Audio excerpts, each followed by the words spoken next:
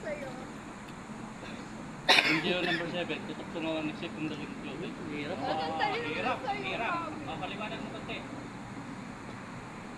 Tayo pagka naka-duty, huwag tayong mag-usap sa mga taong hindi naman dapat kausapin. Ang kailangan natin kausapin yung mga dapat na may kwan. Ang edit sa trabaho. Okay. Yun.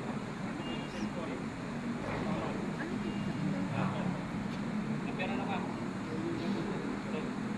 Yun ang bete. Salute all company official.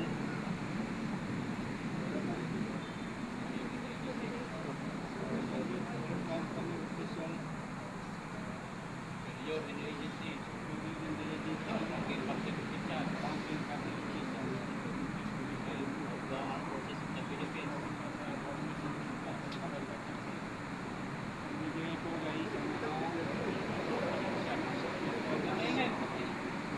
guys ang mga official Sa company. ng kumpanya, official ng gobyerno, pinarespeto, part ng discipline, and committee. I-relay lahat.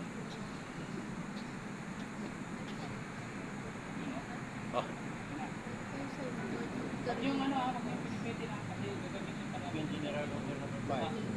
With my post, when properly relieved. Kung ako alis sa akin gusto hanggang walang maayos na napalitan at sabi sa kinaukulan. Proper turnover.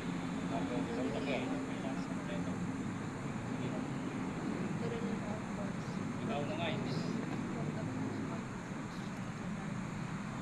Zero number 3. Report.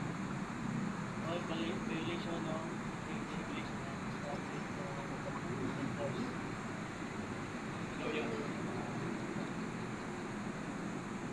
Kailangan may report sa violation sa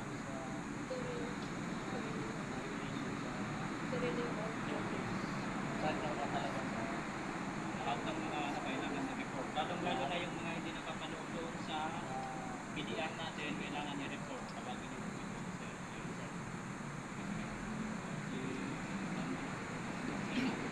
pero ano ba?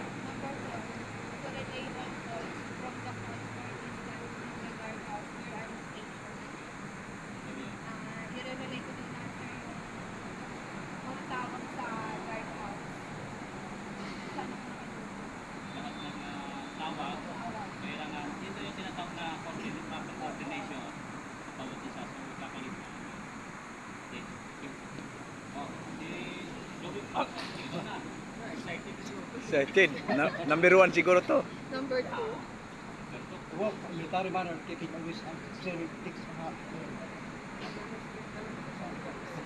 work, work manner, observing things mga An alert manner, keeping always on the alert and observing everything that takes place within sight or hearing. bakit siya na hindi sa paligid. Okay. So ganito yan mga kasama, hindi yan literal. Pag sinabing tuwok an alert manner, hindi ka lalakad ng sa military manner. Ibig sabihin, alerto ka sa lahat ng paligid. Hindi yung ibig sabihin niya.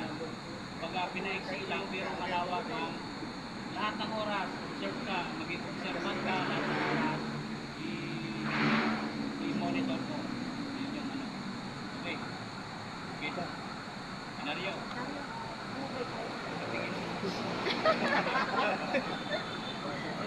Review number 3. Alas tayo. Okay.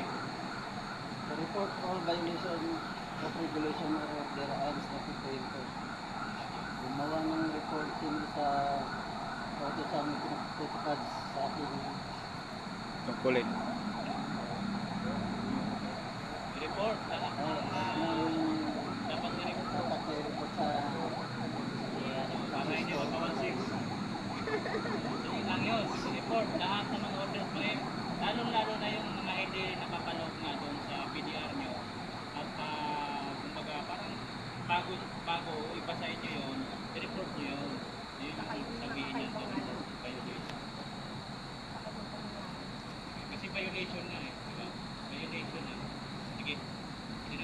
Next. Number. Yung number to siya. Ako. Walk during stop duty. The military manners and observing the takes place with the site for hearing. Tagalog siya? Oo, Lakad-lakad. Tayo sa pwesto, gaya ng ginagawa ng militar. Paano? Ang lahat nakikita natin at naririnig sa ating pwesto. Pagiging observant, i-monitor lahat ng monitor mo. Yun lang yun. Yan lang. Ikaw, Vic. Kasi ano ng Tagalog. Yung number 5. With my post. Kabisado yun. Kaso iniiwan yun. Explain. Malingi ng isani ng pwesto. Ang may Walang kapalitan. wala pang kapalitan. Wala ka pang papalitan. Wala pang kapalitan. Pwede sa lubong. Iwanan yung gusto. Yung iba yung sinasalubong ng kapalitan. Ayun, wag iwanan yung pwesto pagka wala pa yung kapalitan. Kasi nga, gagawin niyo pa yung proper turnover doon. Yung kapit pa yung proper relief. Pagka relief ka na, hindi ko yun.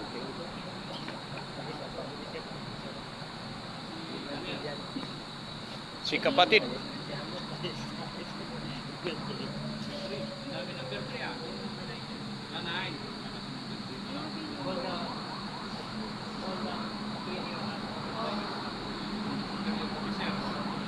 In any case, not covered by Any case not bad. Not by cover. pag tinawag ko sinabi ko buhati kayo dapat wala.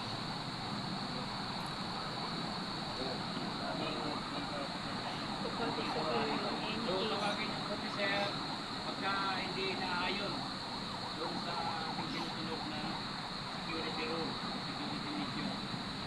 Yung wala sa ano. Sa Any instruction. observe ko, yan yung ano eh, sa mga trabaho natin na tawagin si team leader, tawagin si detachment commander, o yung kalapit mong pwesto, pwede yun.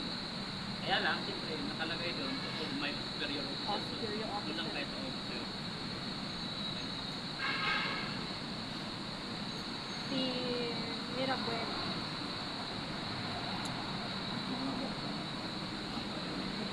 To sound or call the alarm in case of fire or disorder. Iba natin. Yung ano sir, kung may sunog tayo, Matulogin ang sana. automatic yung hanapin natin yung Right. fire alarm para makapag-connect tayo sa fire. Para maagapan kagad. Yun, sound the alarm in case of fire o disorder. Pwede lang yan sa fire. Pwede disorder. Pwede tumawag sa So, pwede mong telepon. So, pwede mo siyang Pwede ka gumamit ng pito. sa any kind of disorder. Okay? So yun, ang ibig sabihin nun. So, sino pa? Pwede ko mag-speak. Napaka, ano to? Napakahirap. Number 5. Number one. Take it.